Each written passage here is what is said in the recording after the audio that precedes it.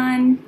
My name is Maria. I'm the head of partnerships of HUBUD and the conference, the Coworking Unconference Asia. I'm really sad that I am not there in Japan with everyone from Japan Coworking enthusiast, but I'm here virtually, and let's see if this works. And yeah, let's carry on with the presentations then. So I'm sure a lot of you here in the room knows about the traditional work. What is work? What we know, it is an activity involving mental or physical effort done in order to achieve a purpose or result. The traditional understanding of work is going to an office, sitting in a cubicle from 9 a.m. to 5 a.m. For some people, it's probably more than that, probably 8 a.m. to 10 p.m. or 8 a.m. to 6 p.m. Well, other than sleeping, there's nothing that you will spend more of your life doing than working. In fact, according to Psychology Today, 90,000 hours of your life will be spent at work. Take myself as an example. I was born and grew up in Jakarta before I moved to Bali in 2014. Jakarta is the capital city of Indonesia with more than 9 million population. It's a big, busy city. I commute in Jakarta a lot. I use train, I use buses, I use taxis, I walk. And commute hours in general in Jakarta is 400 hours a year. And imagine that number combining with the total of the working hours that you have in your entire life. Okay, now I have a questions. Hands up. Who doesn't like their job? Who doesn't like the people they work with? You can pretend that you raise your hand, but you can do it deep down inside of your heart and just answer. Who is doing work that even if you may not love it, you have accepted as a necessary part of life as it pays the bills and provides for your family? It may not be inspiring or what you dream about when you were a kid, but that's just part of life. Well, you have nothing to worry about. You are firmly in the majority of the people in this world, including me, before I joined HUBUD.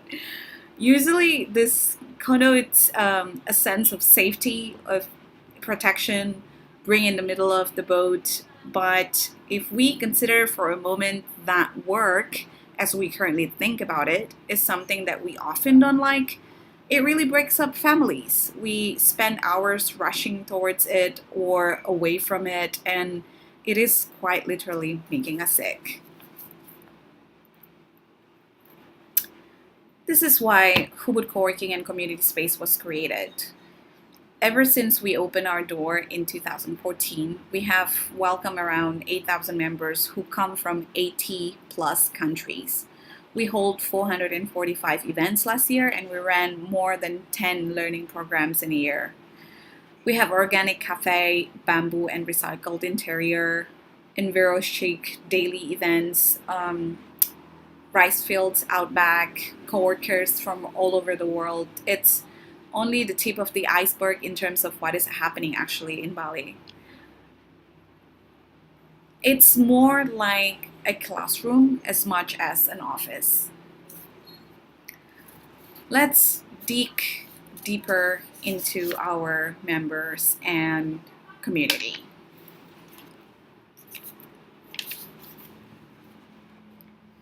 Meet the nomad. This is not only nomad, this is more the millennial side of it actually. Over the course of 5 years, characteristics that we see has this specific characteristic, passion and purpose. Parents' generation were much more focused on survival, taking a job that can serve your family, bought a house, made all the payments, This community is focused on passion and purpose.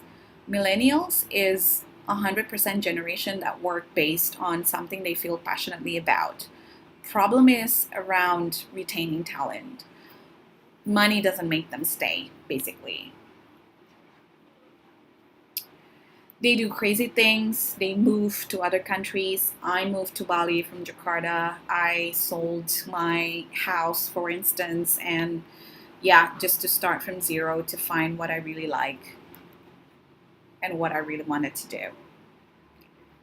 It's about experience over possessions. It's the sharing economy. If you make income of X, are you going to spend on it, buying a house, clothes, or are you prioritizing on experiences like travel, take more time off work, or to pursue painting, for instance? We school more on that side of things. Basically, home ownership is declining for the first time in 100 years. That's basically what's happening out there. People don't invest in this kind of things anymore. Lifestyle design.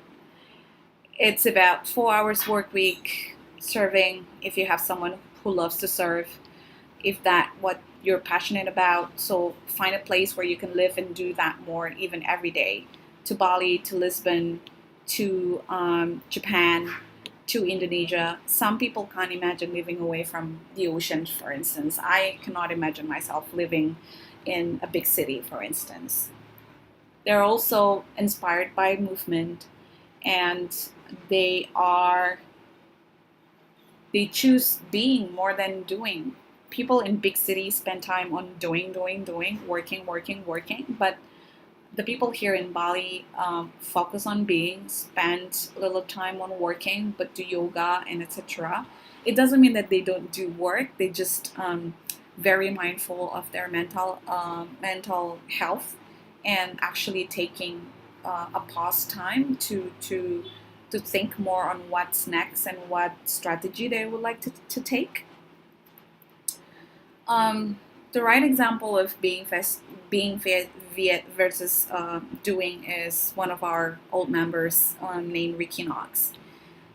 He owned Tandem Bank, and Tandem was actually born in Bali because he had more time to sit on it and play on the strategical, strategical thinking more than, just working on it, making it happen. Or, for instance, Ben.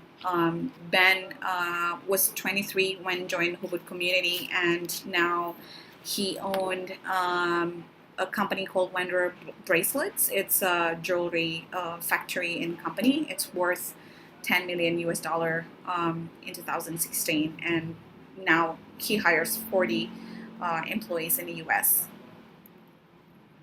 Or Mayra. Mayra is from Australia.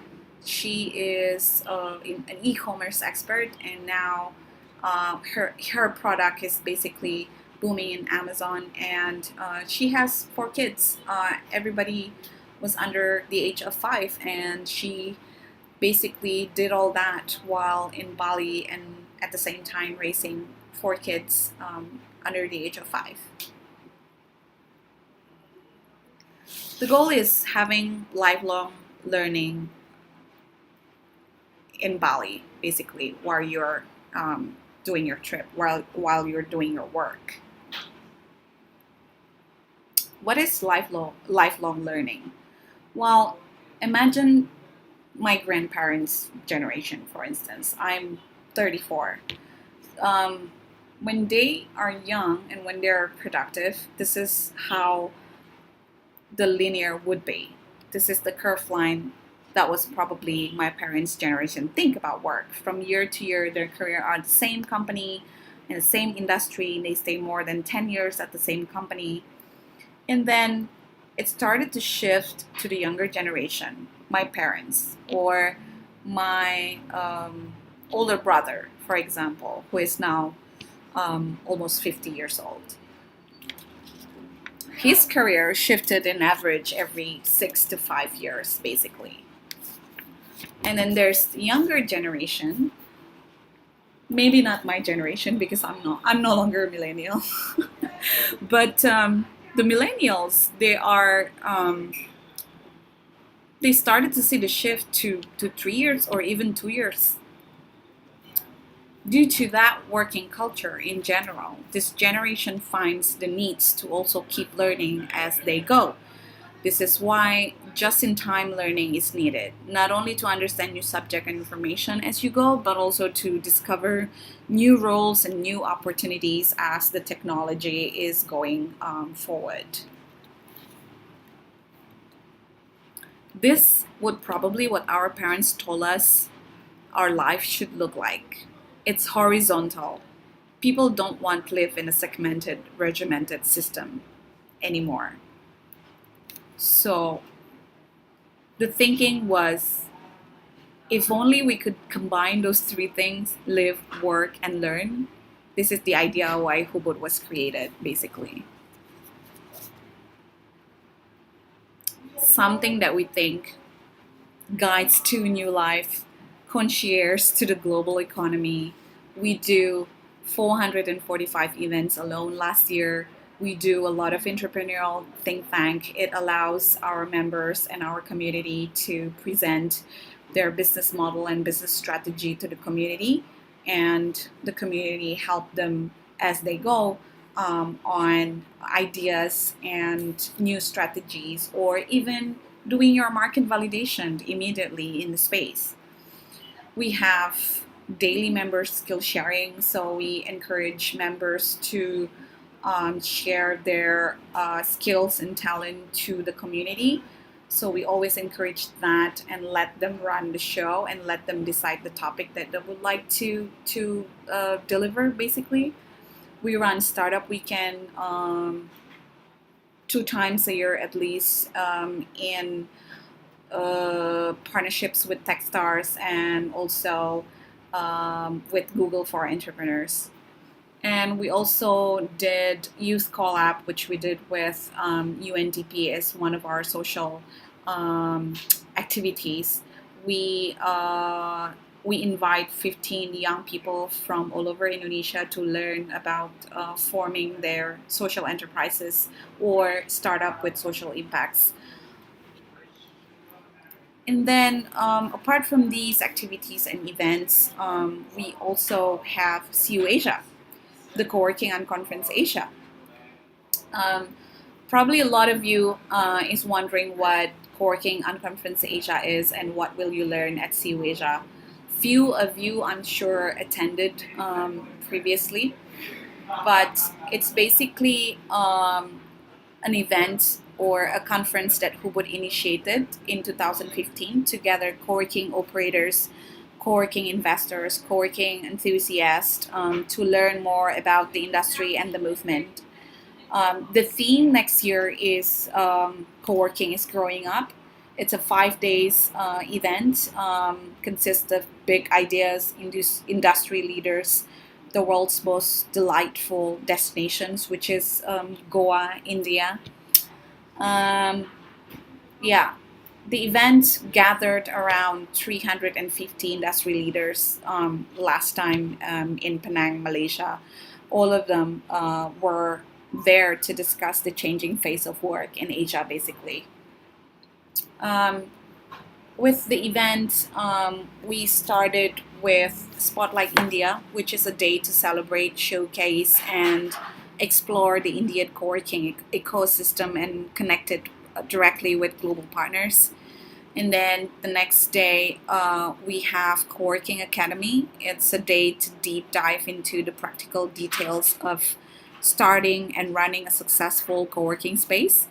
It will include multiple workshops offered from some of the best operators in Asia and beyond, for sure. That's the 21st February 2019.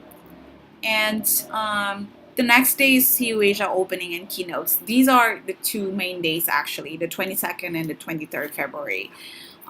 We'll have opening, keynote speakers, panels, and networking. Since the theme is growing up, it's all about all of the topic will be about growing co-working space industry and how to scale up and also strategic tools for new co-working spaces to be prepared on what's going to happen in the next 5 years. And then the most interesting part is the unconference and in February 23rd. It's basically where participants bring their insights, concerns, queries, and burning topics for discussions and help us design the day with what matters the most. Basically, it's like breaking the norm of a regular summit and conference. Basically, you as participants, you as attendees can decide on the topics and can pitch what topic that you would like to discuss. And the last day will be an excursion day where you can see co-working space culture in Goa, and we'll have innovation tours and also going places, historical places and cultural exchange. I get a lot of questions on whether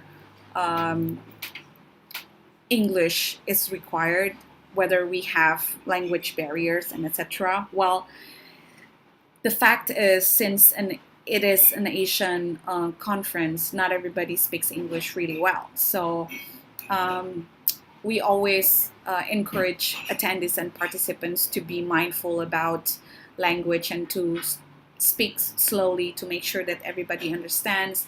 Also to our speakers, and we try our best to accommodate attendees who speaks English as their second or even third language. So I encourage everybody in Japan to also join the conference, because no worries, there are people also from Indonesia, from Korea, from Mongolia, from Turkey, who also has limitation in speaking English. But when you connect with co-working space around the world, and or especially around Asia Pacific, it's all about community. It's about helping each other, and it's about human connection, which sometimes doesn't really require any language. Yeah, I guess you're all invited to CUAsia 2019 in Goa, India. Thanks to Tomoe to make this happen. Don't forget to drop by to our website, CUAsia.co, and we have a discount code for Co-working Japan. It's literally Co-working Japan for you to have access to our discount. And I hope to see you there in Goa, India, personally. Again, I apologize I'm not there to meet you personally, but I hope one day I can go to Japan and have a meetup with everybody. Thank you so much.